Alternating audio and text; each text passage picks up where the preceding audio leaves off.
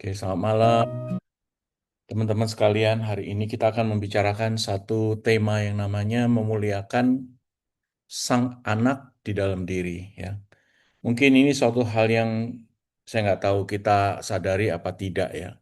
Tapi intinya adalah demikian ya, bahwa ada masalah dalam kehidupan kita dan kadang-kadang kehidupan kita tidak as smooth as possible, tidak sebaik dan selancar yang kita mauin. Nah, dan kadang-kadang itu apa? Karena ada masalah dengan luka masa lalu yang kita alami, ya. Nah, bagaimana kita menemukan kedamaian sejati melalui belas kasih Allah lewat penyembuhan daripada luka masa lalu. Nah, saya akan mengambil tema di mana luka masa lalu itu kadang-kadang itu bukan dari eksternal, tapi justru dari internal, dari diri kita sendiri, yaitu yang saya katakan sebagai sang anak di dalam diri kita sendiri. Seperti yang kita ketahui pada orang kita ketika kita dewasa, kita mengalami masalah dengan emosi beban yang begitu berat ya. Nah, itu kelihatannya seperti orang yang suka marah, orang yang suka cemas, kemudian kita menjadi ketergantungan pada apapun juga. Kadang-kadang kita ketergantungan shopping, ketergantungan obat-obatan pada orang-orang tertentu dan lain-lain. Apapun yang terjadi. Itu adalah reaksi kita dan behavior kita, tingkah laku kita pada waktu kita menjadi dewasa. Tapi sebenarnya menurut teori yang baru, teori psikologi, ada loh masalah ini adalah emosi masa kecil yang belum selesai.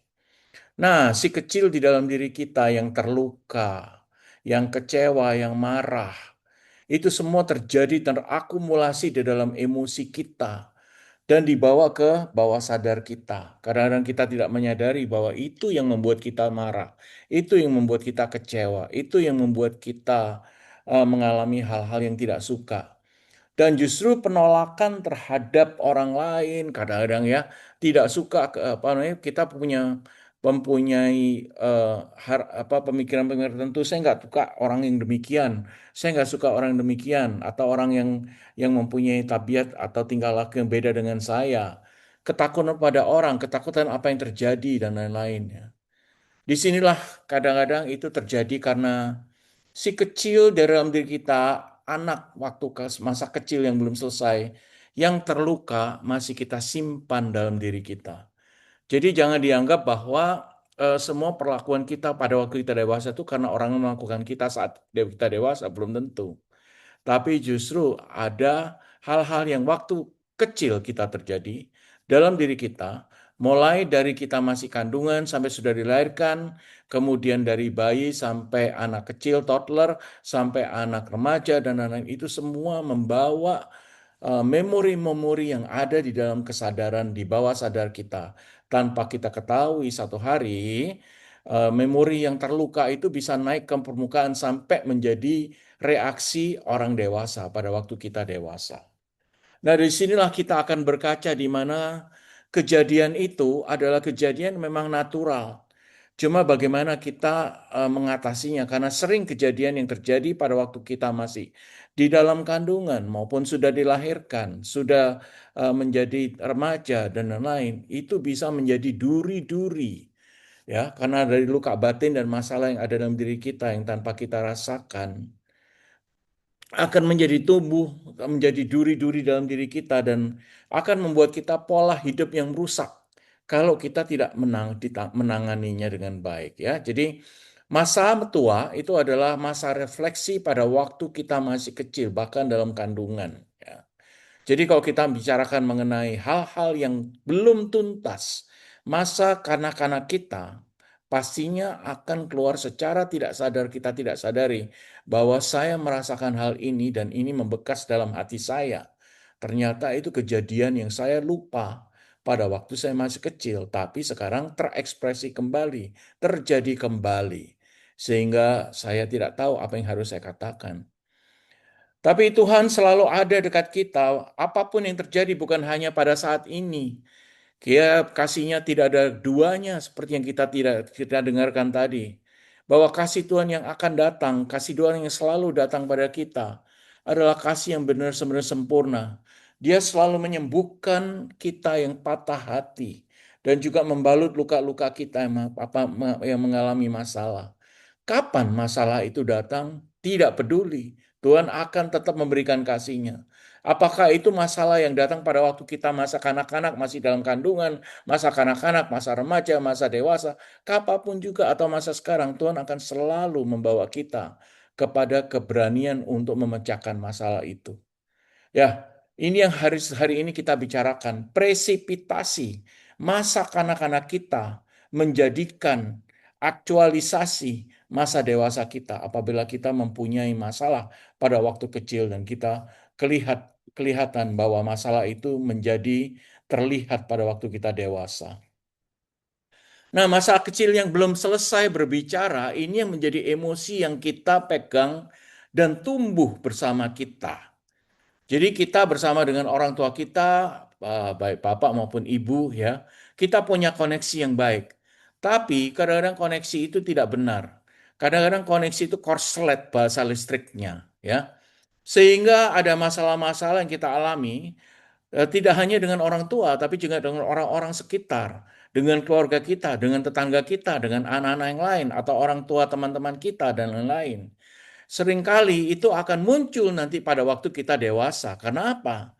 Karena emosi masa kecil akan menemukan tubuh yang lebih tua, lebih yang besar, ya, di mana kita sudah bisa berbicara, kita sudah berpikir secara dewasa, tapi kadang-kadang emosi masa kecil itu masih terluka dalam emosi kita. Dan itu bisa kelihatan dan diekspresikan. Contohnya, apabila kita sering marah-marah, ya, marah pada diri sendiri, marah pada orang lain. Artinya apa? Kita merasakan pada waktu kecilnya rasa yang tidak berdaya. Saya kok tidak berdaya, saya tidak mempunyai energi untuk melawan itu semua. Kemudian ada orang yang OCD ya, obsessive compulsive, maunya perfect terus. Oh, kalau di ujian saya nggak mau dapet C, nggak mau, saya harus dapat A terus ya. Nah, itu menggambarkan saya pada waktu kecilnya takut tidak diterima oleh orang lain. Pada waktu dewasanya adalah menjadi perfect. Kita misalnya menjadi orang tua, apa namanya, baik jadi ayah maupun ibu, bapak atau ibu, apapun, kalau kita perfeksionis dan anak kita mau menjadi perfect juga, kadang-kadang itu banyak orang tua yang membuat anaknya itu di lesin ini, lesin itu, belajar ini, belajar itu, seakan-akan tidak mau kalah dengan anak-anak orang lain. Nah, itu perfeksionis. Nah, itu artinya orang tuanya sendiri pada waktu kecilnya juga kadang-kadang merasa takut tidak diterima orang lain, sehingga saya akan mengekspresikan, saya akan merefleksikan perasaan insecure kalau tidak perfect ini kepada anak saya. Begitu ya. Atau nah, pada waktu dia masih kecil sebagai orang tua, dia merasa tidak diterima oleh orang lain. Sehingga pada waktu tua dia juga akan merasakan itu. Kebutuhan untuk mengkontrol. Nah, ini juga pada orang tua yang sangat mengontrol anak-anaknya ya. Ini pada waktu kecilnya pasti merasakan takut pada ketidakpastian ya. Sulit percaya sama orang. Hati-hati ya, ini orang kayak gini, jangan dipercaya. Itu artinya pada waktu kecil merasakan pengkhianatan atau sesuatu yang terjadi pada dirinya. Sehingga pada waktu dia usia lebih dewasa, lebih tua, dia lebih sulit kepada orang lain. Pernah dikhianati pada waktu dia kecil atau pernah dibully pada waktu dia kecil sehingga dia tidak percaya pada orang lain ya.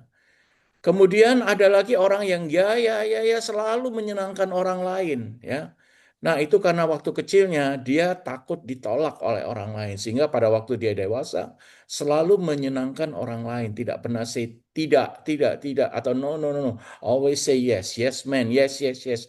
Menjadi dewasanya demikian. Atau pada waktu dewasa takut ketemu orang lain, menarik diri, nggak suka ketemu orang, dan lain-lain itu menghindari luka masa kecil. Ya, jadi kalau kita lihat di sini ada banyak sekali hal-hal yang bisa menjelaskan di mana kejadian masa kecil membuka emosi luka pada diri kita, tapi kita tidak realize bahwa kita menyadari itu.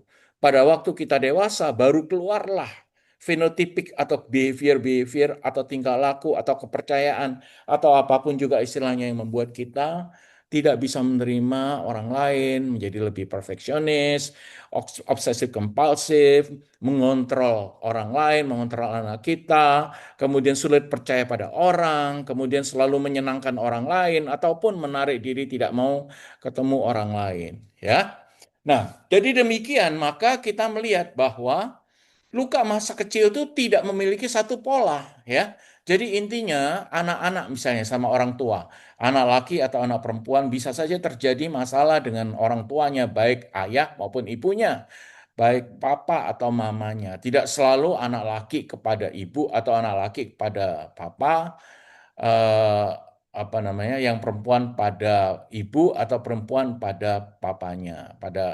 Jadi polanya tidak selalu sama, ya.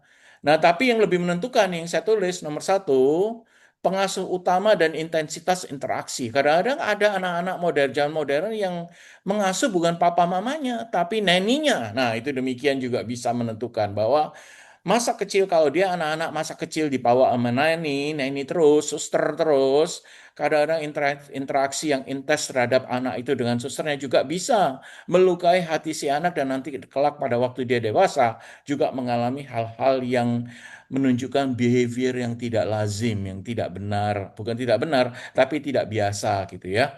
Kemudian juga mengalami dominasi, kritik, ketidakhadiran atau rasa tidak aman dari orang tua, ya.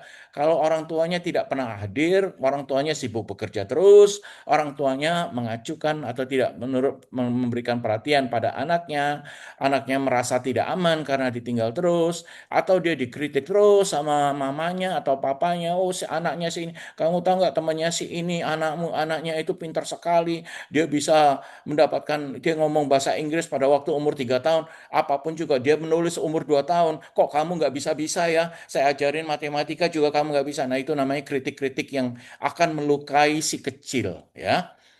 Nah, dan kalau si anak kecil itu nanti kita pada pas mereka dewasa, seperti juga kita orang-orang dewasa, juga akan merasakan masalah pada waktu kita dikritik waktu-waktu kecil ataupun didominasi. Orang-orang yang tua yang suka mengkontrol, atau neninya juga yang jahat yang mengkontrol juga demikian, ya, dan lain-lain. Sehingga ini yang saya katakan, pola-pola itu mungkin terbentuk, ya. Jadi tanpa kita rasakan, itu nanti ada relasi, ada anak perempuan dengan ibunya. Luka yang sering muncul apa? Merasa tidak cukup baik, perfeksionis, citra tubuhnya yang kurang benar, dan senang menyenangkan orang lain karena feel insecure basically, ya.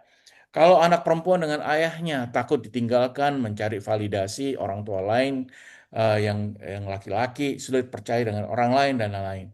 Anak laki-laki dengan papanya harga diri, kompetisi, kemarahan, takut dianggap lemah dan lain-lain karena dia melihat papanya begitu perfect, papanya menjadi role model buat dia, ya. Sehingga dia juga merasakan, wah kok aku nggak seperti papa ya, papa sepertinya punya masalah apa, punya harga diri yang baik, dia postur yang benar, saya sendiri tidak bisa seperti itu. Anak laki-laki dengan ibunya ada masalah terkegantungan, ya, sulit membuat batas atau rasa bersalah. Anak kalau terlalu dekat, anak laki-laki dan ibu, kalau ibu, apalagi kalau ibunya sangat controlling terhadap anaknya, nanti pada waktu dia dewasa itu rasa bersalah, ketergantungan dan lain-lain, ya. Kemudian adalah konflik orang tua, ayah dan ibu, ada cemas, waspada, takut hubungan untuk anaknya tidak aman dan lain-lain. Nah, yang saya katakan di sini ini adalah refleksi pada waktu bukan anak kita aja, tapi kitanya. Kalau ini terjadi pada waktu kita masih kecil ataupun dalam kandungan, masih kecil, baru dilahirkan, toddler ya. Berarti apa? Belum anak-anak, kalau toddler itu masih bayi, tapi yang antara bayi dengan anak. Kemudian masa remaja dan lain. Ini luka-luka yang sering muncul di dalam diri kita. Dan pada waktu kita dewasa akan lebih terekspresi lebih banyak lagi, ya. Jadi seperti ini.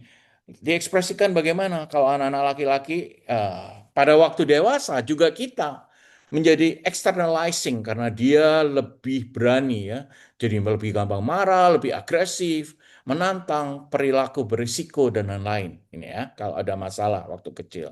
Anak-anak perempuan juga sering internalizing, dan lebih cemas, rasa bersalah, menarik diri, ya, social phobia, ya, takut ketemu orang, atau dia malah bisa jadi perfeksionis, ya, Saya maunya lebih baik, saya maunya lebih lebih menunjukkan bahwa saya bisa melakukan hal dengan baik sekali. Nah, itu internalizing daripada anak perempuan ya. Dibanding dengan anak laki-laki, kalau anak laki-laki externalizing, dia akan lebih agresif, dia lebih menantang, dia lebih marah. Kalau perempuan lebih ke arah cemas, rasa salah diri, insecure terhadap dirinya, makanya dia menarik diri, perfeksionis dan bahkan depresi ya. Nah, ini adalah pola yang mungkin terjadi yang saya katakan bahwa memang ini bisa terjadi pada waktu kita yang sudah dewasa ini karena terluka pada waktu kita masih kecil bisa membawa sampai sekarang. Dan kalau kita melakukan ini pada anak-anak kita, dia pun juga satu hari akan bisa terluka. Walaupun hubungannya dengan orang tuanya baik, tapi kelihatan hal-hal yang mendalam di dalam dirinya, internalizing oleh anaknya, itu akan terekspresikan pada waktu dia dewasa. Ya, ini adalah hukum yang memang terjadi. Ya. Jadi kalau kita lihat di sini, perilaku merusak seringkali berakar dari sumber luka yang tertinggal jauh di belakang pada waktu kita kecil. Ya.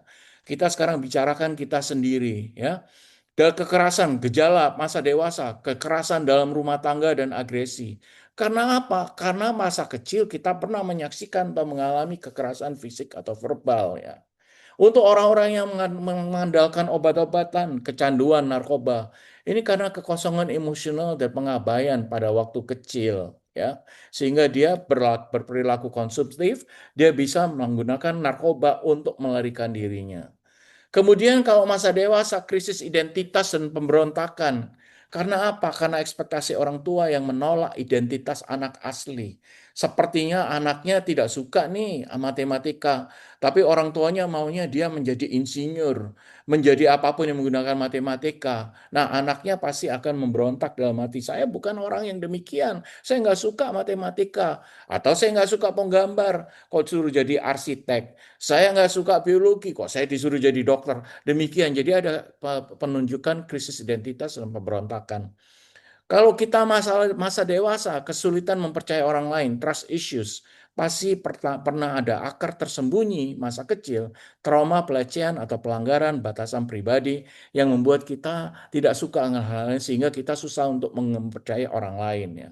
Kalau kita masa dewasa merasakan ketidakdisiplinan hidup dan distorsi pikiran, ini juga ketidakhadiran figur pelindung yang konsisten pada waktu masih kecil. Jadi yang saya katakan ini memang ada banyak sekali ekspresi orang dewasa yang kita sekarang udah dewasa yang terjadi karena luka trauma di belakang kehidupan kita tanpa kita sadari. Sehingga kita membawa sampai dewasa ada emosi reaktivitas, kemudian masalah relasi dan kepercayaan ya, identitas dan nilai diri ya. Banyak yang suka pada orang sehingga yes man ya, people pleaser artinya ya. Harus selalu ya, takut menyakiti orang lain, takut membuat dia nggak suka sama saya dan lain itu identitas dan nilai diri yang sebenarnya tidak tepat ya. Karena apa? Karena dia takut orang tidak suka sama dia. Ini yang sudah kita bicarakan tadi ya. Bahkan kalau misalnya banyak anak-anak laki-laki atau sebuah orang dewasa yang malah menjadi agresif gitu ya, marahnya meledak-ledak, tidak bisa tertahan, bahkan dia itu merasakan bahwa pertahanan diri dia untuk supaya dia tidak marah itu terjadi emosi yang begitu besar dia tanpa dia sadari. Yang tadi kita bicarakan bahwa emosi ini dibawa bawah sadar. Kita tidak sadar bahwa itu sebetulnya ada seeds, ada butir-butir yang membawa kita kepada ekspresi-ekspresi itu, tapi kita pendam di bawah sadar kita, tapi seringkali terasa, ya. Nah, bagaimana rasanya kalau kita misalnya itu di dalam diri kita yang tidak aman? Apakah ini situasi saat ini memang terjadi pada waktu setelah saya dewasa atau memang reaksi emosional pada waktu saya karena masalah pada waktu saya kecil? Nah, gampang. Kalau misalnya saja terjadi masa lalu, itu pasti polanya berulang terus-menerus. Karena apa? Karena emosi yang saya bawa itu selalu akan tidak bisa dibendung. Karena saya tidak bisa menggendung itu. Kenapa? Di bawah sadar. Intensitas emosi yang sangat tinggi. Sehingga apa? Sehingga saya harus mengeluarkan. Jadi dikit-dikit ini sama dengan seperti seakan-akan ya. Gelas yang sangat rapuh tapi dia di bawah apa di tepi eh, tepi meja.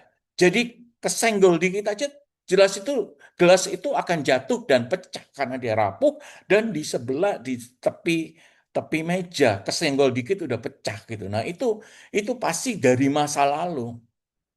Karena kesenggol dikit aja emosinya udah meluap-luap, atau menjadi people pleaser yang tadi itu tadi. Jadi makanya luka masa kecil itu tidak kelihatan, tapi dia terekspresikan, dan energi ekspresinya itu begitu besar sehingga kadang-kadang merusak hidup dan lingkungan. Nah, kalau itu terjadi, maka itu trauma berat yang terjadi pada waktu kita kecil. Tapi kalau masalah hal yang kecil-kecil kita marah, tapi marahnya nggak besar, nah itu pasti faktornya bukan faktor masa kecil, faktor stres yang sementara. Karena apa? Oh, mungkin karena kemacetan. Nah, itu kan sementara, ya. Tapi kalau kemacetan membuat dia marahnya luar biasa sampai keluar, sampai berantem, sampai apa? Nah, itu ada kemungkinan bahwa itu adalah trauma masa lalu yang begitu berat, yang mungkin terjadi pada waktu kita masih kecil, ya.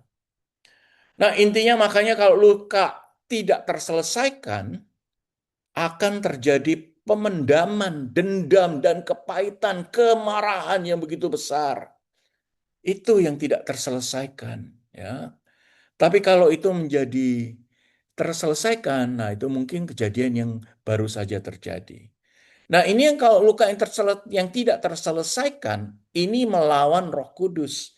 Karena apa? Penguasaan diri adalah salah satu buah daripada Roh Kudus di kitab Galatia. Kalau kita tidak bisa menyelesaikan luka-luka kita, kita mendendam, kita tidak menyukai orang lain, dan kita ingat terus orang itu bersalah kepada kita mengalami kepahitan sekarang ini. Sampai kalau kita pegang terus, sampai melihat distorsi daripada persepsi kita terhadap dunia yang kita hidupi sekarang. Waduh, hati-hati ya, dan hati-hati ya. Orang lain juga dikit-dikit, maka dia akan bisa marah dan lain-lain. Sehingga apa yang terjadi tanpa kita rasakan kita bisa menyakiti orang lain. Karena apa? Kita tidak merasa bahwa apa yang kita katakan, yang kita lakukan itu bisa melukai hati orang lain. Bisa melukai pasangan, melukai anak, melukai siapapun juga, teman, keluarga, siapapun juga. Itu menyakiti orang lain. Karena apa? Luka yang tidak terselesaikan.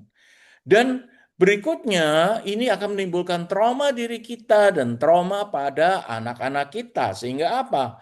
Penciptaan luka baru yang terrealisasikan karena saya melakukan itu bukan saya pada diri saya saja, tapi orang lain.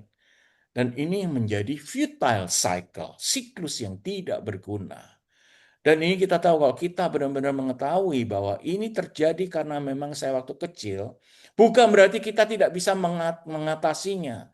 Kita harus acknowledge, kita harus mengatakan, iya ini terjadi pada diri saya. Dan Tuhan tolonglah saya bagaimana saya bisa menyembuhkan kau dengan bantuanmu, dengan jamahanmu aku percaya. Bahwa lukaku-lukaku masa kecil bisa kau hilangkan. Bahwa lukaku, trauma yang masa kecil kau bisa jamah untuk itu supaya membantu aku untuk bisa menghilangkan walaupun di bawah sadar, tapi saya bisa menguasai diri. Karena memang salah satu pekerjaan Roh Kudus yang diberikan oleh Bapa di surga adalah penguasaan diri kita. Dan inilah teman-teman, kita masih bisa loh ya, bukan berarti kalau itu terjadi pada waktu kita masih kecil, berarti kita tidak bisa menghilangkan itu, bisa.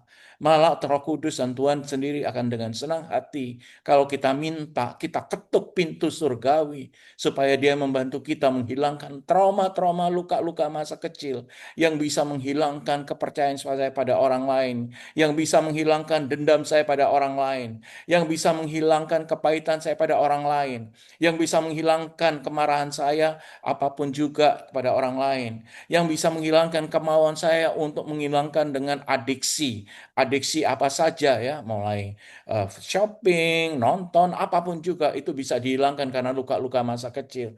Tuhan akan selalu tetap eh, membantu kita karena dia katakan, apapun masalahmu aku akan bantu. Ketuklah pintuku maka engkau akan membukakan. Dan disitulah hubungan kita dengan Tuhan. Bukan jangan bertandang pada manusia, bahkan pada diri kita saja. Tapi bukalah pintu itu. Minta kepada Tuhan supaya Tuhan membantu kita. Dengan keberanian menghampiri karunia Tuhan sendiri. Supaya kita menerima rahmat dan kita menemukan kasih karunia bahwa Dia akan memberikan pertolongan pada kita pada waktunya. Kadang-kadang kita tidak tahu loh misteri pada masa lalu apa yang terjadi. Saya udah lupa kapan terjadinya. Mungkin saya berantem dengan tetangga saya, sama-sama laki atau sama-sama perempuan, siapapun juga. Atau ibunya dia yang marah-marah kepada saya walaupun saya tahu saya tidak merasa sakit. Saya tidak, atau ibu guru yang jahat kepada saya. Bisa aja. Apapun presipitasi pada masa lalu bisa terjadi. Bukan hanya pada orang tua kita, tapi orang-orang sekitar kita di mana kita interaksi waktu kecil. Itu akan menjadi luka di masa kita pada waktu dewasa ini.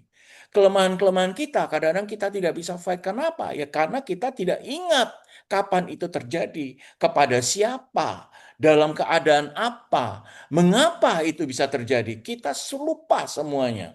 Tapi kita tahu bahwa itu ada di dalam diri kita loh. Pecahan-pecahan yang membuat saya tidak sure kepada diri saya sendiri. Pecahan-pecahan yang membuat saya terluka dan saya dendam dan saya kecewa. Itu ada dalam diri kita sendiri. Tapi ingat, Tuhan akan tetap mau mengingatkan kita, membantu kita untuk menyelesaikan masalah-masalah itu. Walaupun kita tidak ingat. Yang Tuhan tahu adalah sekarang, anakku, aku mau membantumu kalau engkau benar-benar mau membuka dirimu kepadaku. Dan aku akan menghilangkan semua trauma-trauma masa lalu. Aku akan, kalau engkau mengaku masalahmu kepadaku, dan aku akan membuat itu menjadi lebih baik. Dan hidupmu akan menjadi lega. Hidupmu tidak akan menjadi trauma. Rahmat ilahi mampu menyembuhkan sehingga ke akar-akarnya. Walaupun akar itu tidak nampak. Walaupun akar itu akan menjadi lebih jelas. Apa namanya, tidak jelas. Tapi dia akan membawa kita menjadi lebih jelas. Dan dengan demikian, maka siapa yang akan membantu kita? Tuhan Yesus akan datang kalau kita masalah ini kita bawa dan kita doakan terus-menerus. Dan anugerah di mana Tuhan memberikan dengan darah dan air yang Dia sudah kucurkan lewat salib. Menghilangkan semua memori bawah sadar. Supaya ada di sana tapi tidak terekspresikan. Tidak kelihatan dalam tingkah laku saya. Walaupun sudah puluhan tahun, kita umur 30, kita 40, 50, 60, 70, 80. Pada waktu masih kecil itu terjadi, minta kepada Tuhan.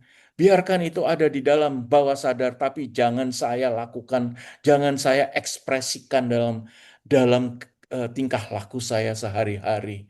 Karena itu yang akan membebani kita, itu akan malah membuat emosi kita menjadi tidak lebih penting lagi. Maka emosi-emosi yang terdistorsi itu Tuhan akan kerjakan, Dia akan erase, Dia akan hilangkan.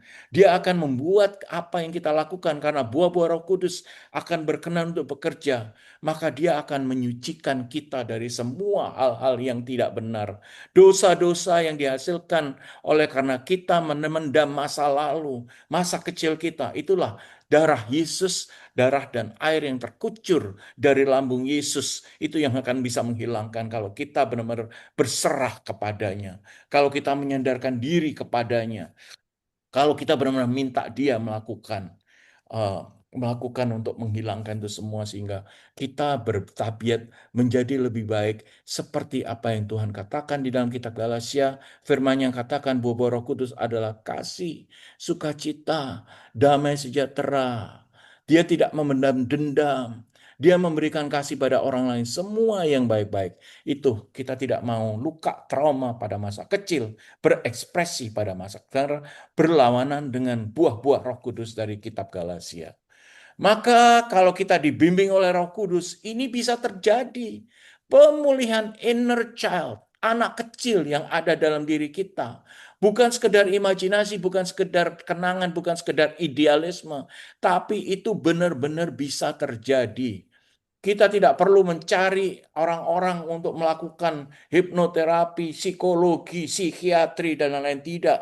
Kalau kita benar-benar percaya bahwa proses yang kita alami bisa kita hilangkan dengan tuntunan dari Roh Kudus. Dia akan menuntun kita. Dia akan mengembalikan luka-luka, trauma-trauma yang masa kecil itu dihilangkan olehnya. Sehingga kita tidak akan disesatkan oleh ilusi, oleh idealisme, oleh ketakutan, oleh dendam-dendam, oleh kemarahan.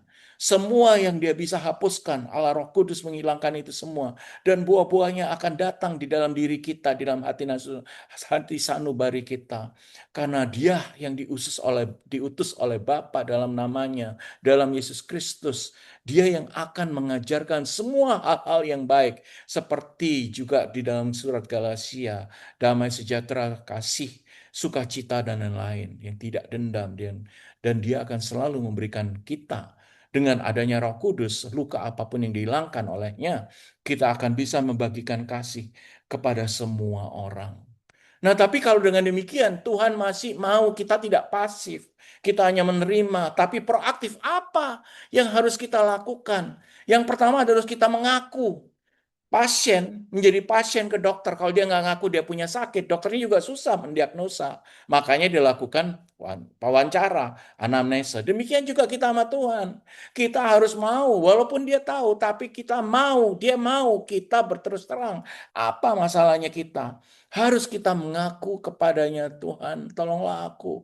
Aku punya masalah, aku sering dendam sama orang, aku sering tidak suka sama orang.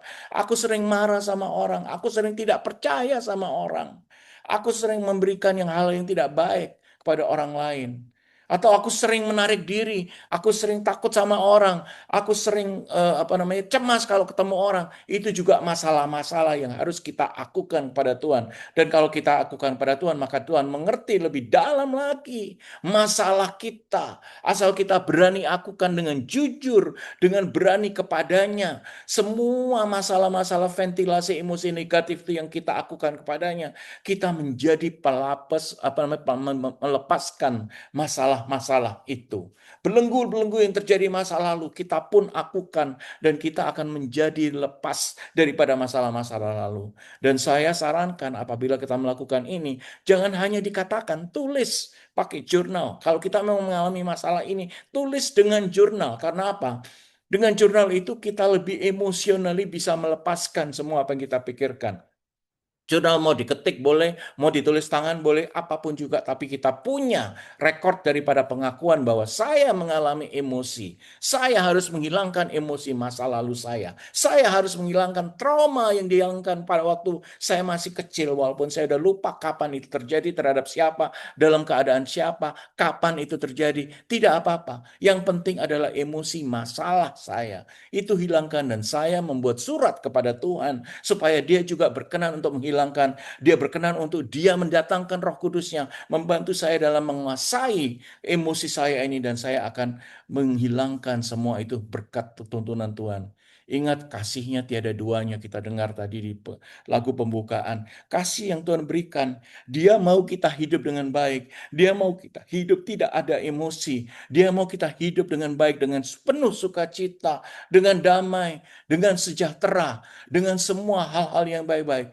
Maka kalau kita bisa mengakukan lewat kepada Tuhan, lewat jurnal, lewat surat kepada Tuhan, maka kita akan menjadi plong. Karena dengan demikian maka sudah kita akukan ya. Yang kedua, berani berjumpa dengan si kecil waktu kita masa kecil yang sudah kita lupakan.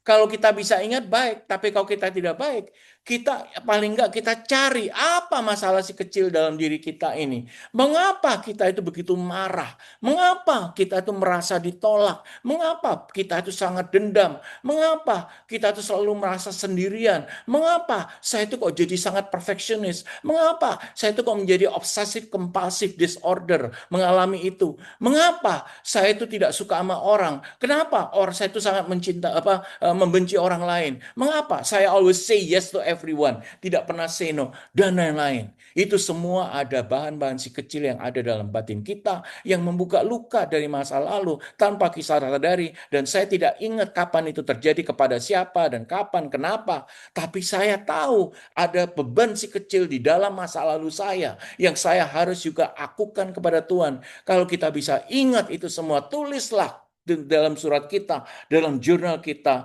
kepada Tuhan.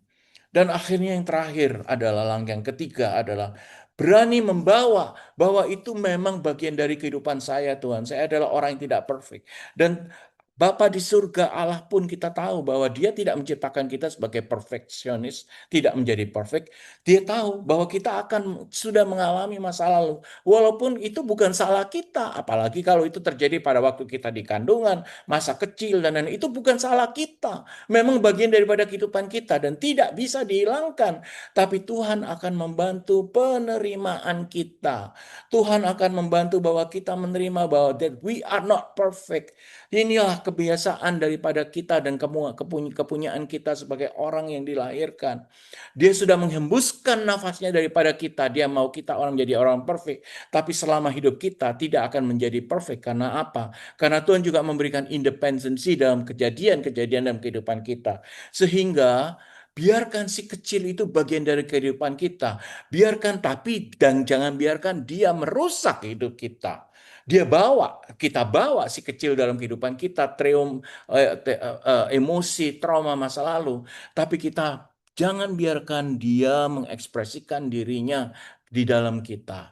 Nah, disitulah kita butuh Tuhan. Disitulah Tuhan akan membantu. Roh Kudus akan memerdekakan batin kita. Kalau tadinya itu menjadi benar-benar suatu beban yang begitu berat, dia akan menghilangkan beban itu tiba-tiba. Kalau kita mengakukan, kita minta tolong, kita berserah, kita tahu bahwa itu adalah masalah kita, tapi kita juga minta Tuhan juga ikut membereskan. Kita minta bantuan dia karena Tuhan Yesus katakan bahwa kalau engkau membantu, engkau menyebut namaku, engkau mengetuk pintu kerajaanku, maka engkau akan mendapatkan damai sejahtera. Engkau akan mendapat kemerdekaan dari masa lalumu. Engkau akan mendapatkan kemerdekaan dari luka trauma selama waktu engkau masih kecil yang kau bawa kemana-mana. Setiap dari kita, walaupun kita dewasa, kapanpun kita umur kita, pasti ada trauma-trauma masa kecil. Dan disitulah kadang-kadang kita tidak bisa menghilangkan, kadang-kadang kita tak berdaya. Karena apa? Itu adalah bagian dari kita dan selalu ada di bawah sadar kita. Kita nggak bisa menghilangkan hal yang di bawah sadar.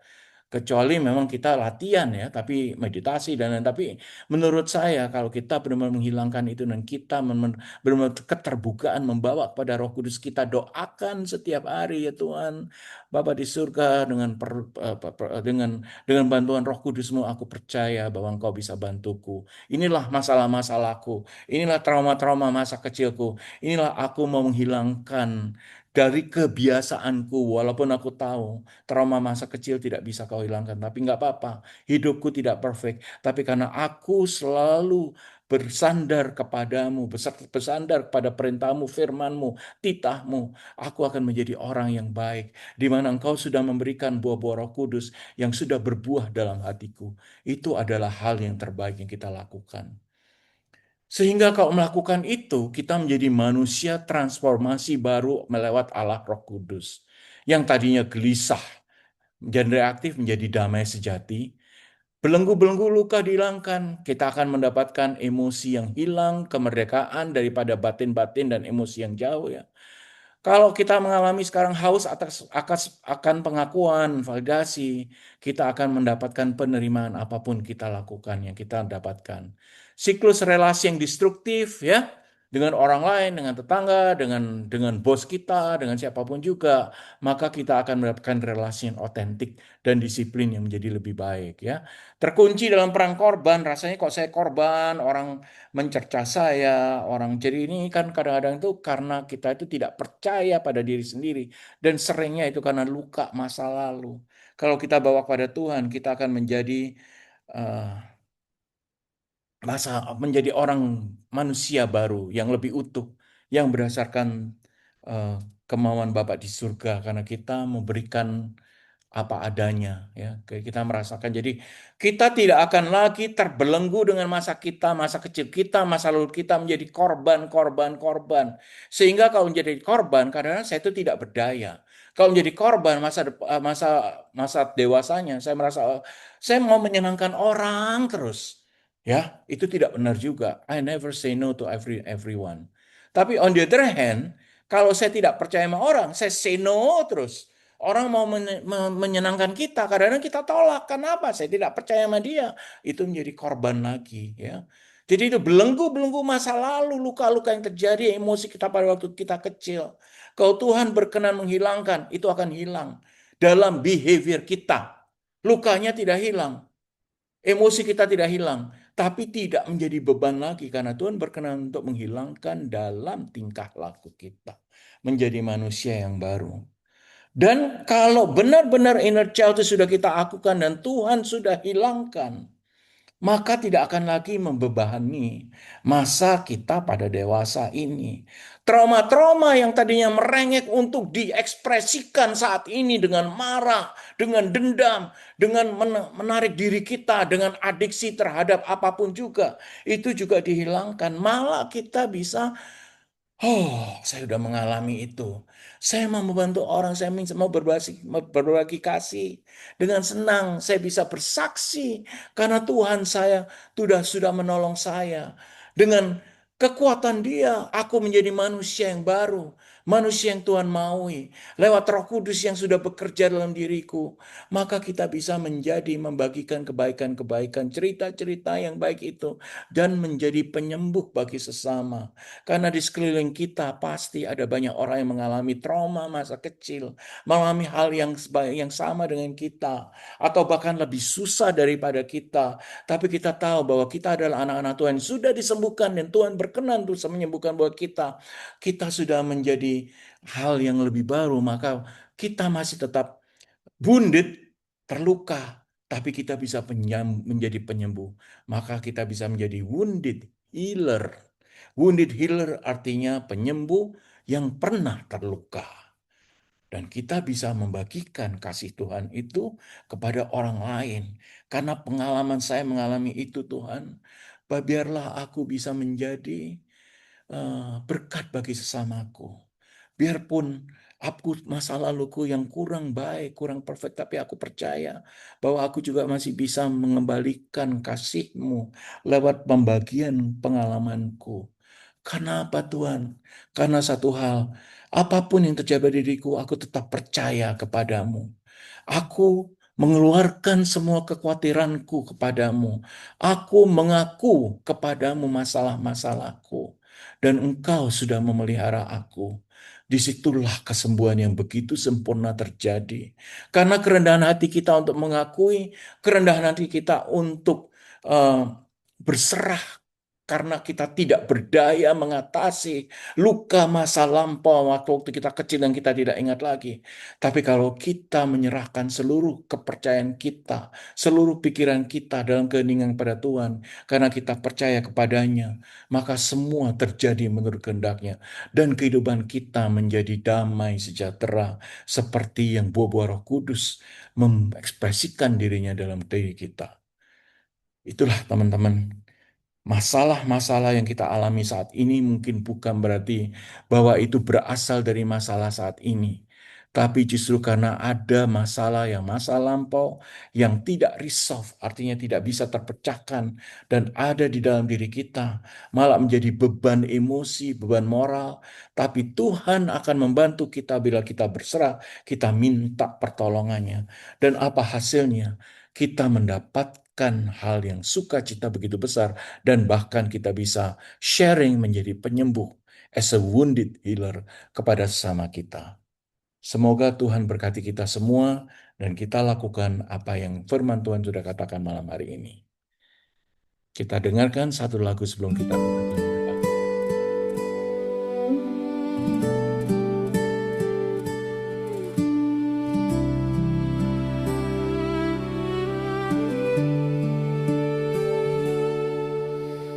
Hatiku tenang.